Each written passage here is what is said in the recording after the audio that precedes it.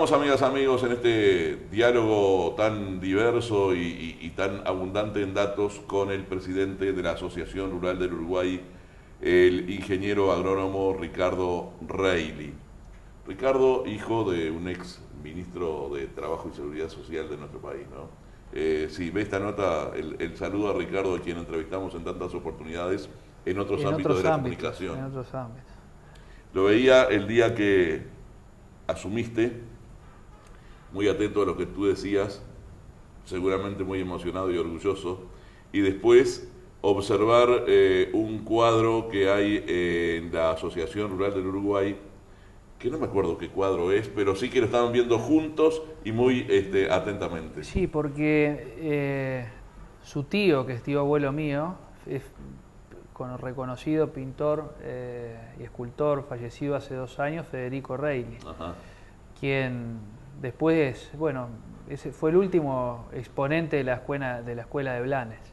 Me animo a decir que sus cuadros reflejan la realidad agropecuaria, transcriben lo que es esa realidad de agropecuaria, lo que son todo, ¿no? Desde la parte de la naturaleza hasta la de la persona involucrada en la escena, y en ese día concretamente estábamos observando el cuadro en el cual él pintó en su momento, que era el caballo criollo, que están el caballo criollo con los estándares de medidas que hasta el día de hoy la propia Sociedad de Criadores de Caballos Criollos... El caballo criollo tipo, ¿no? El caballo criollo tipo, que está precisamente en uno de los cuartos de la Asociación Rural, y es un cuadro que es emblemático, ¿no? Bueno, paréntesis por una cosa muy personalísima, diría, para abordar un poquito más acerca de las acciones que debería emprender Uruguay en torno a la búsqueda de mejores condiciones para ingresar a los mercados a través de la baja de los aranceles.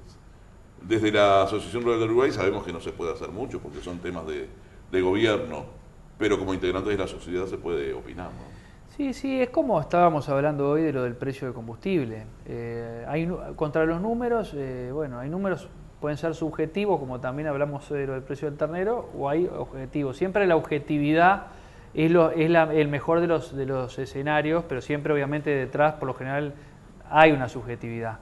Pero en el caso de la agropecuaria, Uruguay exporta, tenemos datos recientes incluso que lo presenta, yo no recuerdo ahora, pero el propio Ministerio de Economía, que fue el último dato que salió respecto, uno siempre habla del 80%, pero sigue ahí, 75-80% de las exportaciones del Uruguay están explicadas por productos agropecuarios o en sus fases conexas, ¿verdad? Le digo a mis nietos y a veces a muchachos muy jóvenes que trabajan aquí y que vienen en definitiva a tocar el tema agropecuario, y les planteo lo siguiente: cada vez que pasen por el puerto de Montevideo, fíjense en los camiones, en las cargas, en las cargas de los barcos, qué cosa nos sale del agro, qué cosa nos sale de la tierra, de todo lo que se exporta.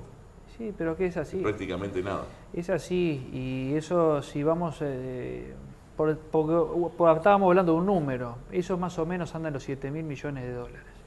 Ese aporte que hace, que es un 30% aproximadamente de lo que es el Producto Bruto Interno, depende de cómo se mida también, pero creo que lo importante, y es una de las cosas en las cuales seguramente hay que trabajar, estábamos hablando ahora de la inserción internacional, que por eso digo que es importante en un país que exporta prácticamente que todo lo que produce, porque somos pocos. Sí. Entonces vivimos de la exportación y necesitamos de la exportación. Entonces necesitamos del fuerte trabajo que hace INAC en la promoción de carnes, que lo ha hecho de manera, a mi entender, muy buena a lo largo del tiempo, con un acceso a 130 mercados, o más de 100 mercados, pongamos, a cuotas especiales como la que hablábamos recién, a mercados como el NAFTA.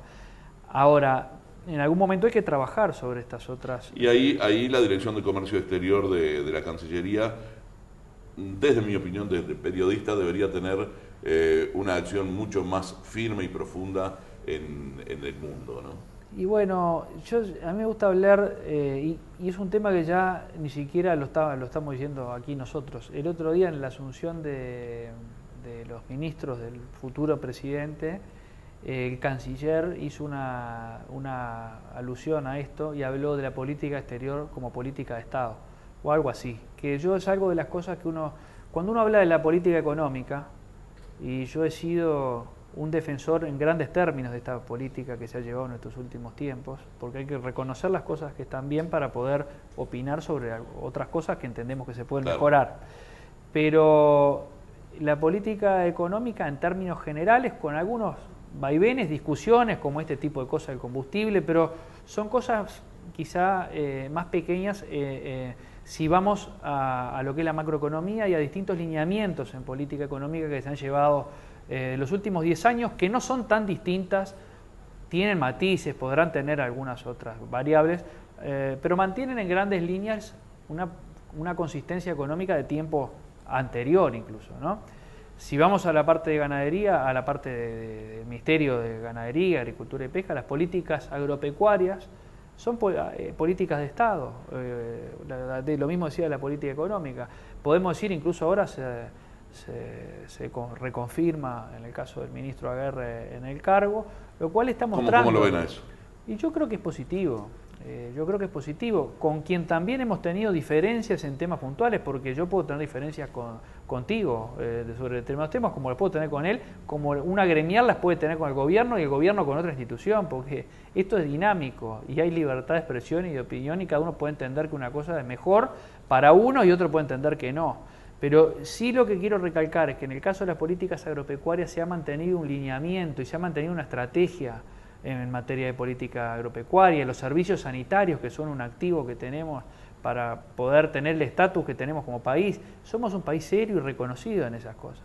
Entonces, en política exterior, y uno habrá que aplicar lo mismo y salir un poco del manejo político de la política exterior para hacer una estrategia de inserción internacional para beneficio de todos los uruguayos. Capaz que es bueno, tal vez sea bueno, tener a un agrónomo al frente de la Cancillería, una persona que tiene mucho que ver con el campo además y que conoce mucho de estos temas. Sí, además, sí, en mi caso particular además lo conozco porque él, nos conocemos y mi familia y todos, porque él inició su actividad como gremialista y después como político en el departamento de Cerro Largo.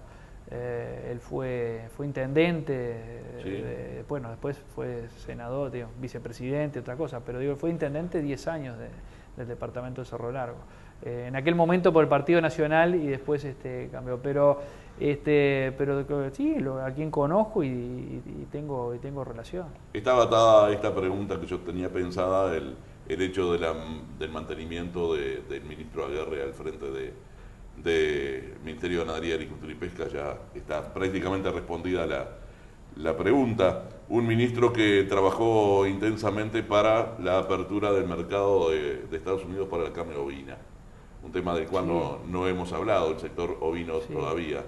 Una conquista importante que puede acrecentarse además con el ingreso de cortes con hueso a Estados Unidos, que puede ser la puerta además para el NAFTA, para Canadá y para México, ¿no? Sí, estuvimos con el ministro cuando se firmó el convenio en el SUL, en esa obra fantástica del doctor Gallinal que es el SUL, cosas que a veces son poco reconocidas en el Uruguay. Realmente es una obra fantástica. Yo hacía algún tiempo que no iba y siempre que voy me gusta recorrer por todo lo que fue la planificación de una escuela agraria, de lo que estaba en la cabeza de aquella época. Hace muchos años. Con la modernización ahora, la inclusión de un pivot para riego, otros tipos de riego, realmente una cantidad de cosas que... Y el compartimento vino. Que ahí es donde llegamos precisamente para firmar este convenio, no para firmar nosotros, para la firma en la cual estábamos invitados del convenio, que estaba presente el ministro a quien hacía referencia recién. Y bueno, precisamente creo que en esto no hay dos opiniones. Creo que fue ayer también, 22 de diciembre, para recordar la fecha, que fue la misión o fue en estos días, o si no fue ayer, fue anteayer, la misión de la USDA, o la finalización de la misión, o fue en estos días, pero el tema de la misión de Estados Unidos, que sin duda creo que lo que dicen es que fue muy positiva. Y bueno, nuestro anhelo es que poder estar ingresando con carne ovina con hueso a estos mercados que estábamos mencionando, por lo que puede implicar el valor diferencial que se puede obtener para los ovinos en nuestro país, y sin duda el compartimento, que es una experiencia público-privada reconocida por la OIE, que es fantástica, ¿no? Es formidable, sin realmente con las implicancias que eso tiene, con las instituciones público-privadas que están allí trabajando. Creo que es de las cosas de las cuales tenemos que enorgullecernos en este tipo de trabajos, que sin duda nos van a terminar abriendo las puertas de estos mercados, ¿no? Sin dudas esto reimpulse al sector ovino, que ha visto caer su stock en los últimos años de manera importante, más allá de algunos problemas climáticos y que llevaron a la pérdida de una cantidad de corderos, pero está más asociado a eso, porque me lo han preguntado. No hay una explicación para decir, no estamos en un proceso de liquidación. No. Estamos en un tema, como hablábamos recién de las lluvias, que son muy buenas para algunas cosas y malas para otras. Bueno, dentro del sector ganadero, el rubro ovino, estos excesos hídricos lo han perjudicado, y lo han perjudicado mucho, y es parte de la explicación por la cual estamos con un stock ovino en momentos en los cuales uno dice, pero con estos precios del cordero, con estos precios de la carne, bueno, sin duda que esto va a cambiar, y no tenemos ninguna duda de que se va a revertir. El clima, un tema que por ser producción a cielo abierto siempre está afectando de un modo u otro, a veces a favor, como el caso de esta primavera larga que estamos teniendo, a veces en contra, con algún exceso hídrico o falta de lluvias que generan problemas en los diferentes rubros. Sobre precisamente el clima, en la adaptación al cambio climático, te invito a hablar enseguida de esta pausa para saber institucionalmente qué piensa la Asociación Rural del Uruguay de estos caminos que ha emprendido el Ministerio de Ganadería, Agricultura y Pesca para tratar de adaptar la producción agropecuaria al cambio climático. Pausa y ya volvemos.